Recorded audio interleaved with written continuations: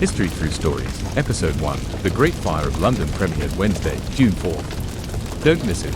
Hey there, story seekers. Picture London at 2 a.m., September 1666, one stray ember, and the wooden city erupts into a roaring conflagration.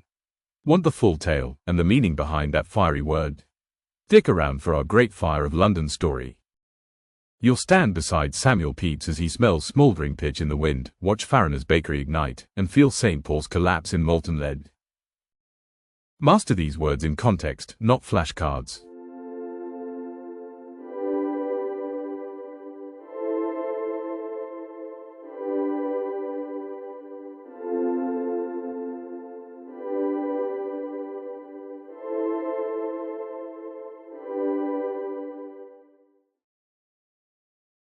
In just 12 minutes, travel back to the Maelstrom that reshaped London, and leave with the vocabulary to tell the tale yourself.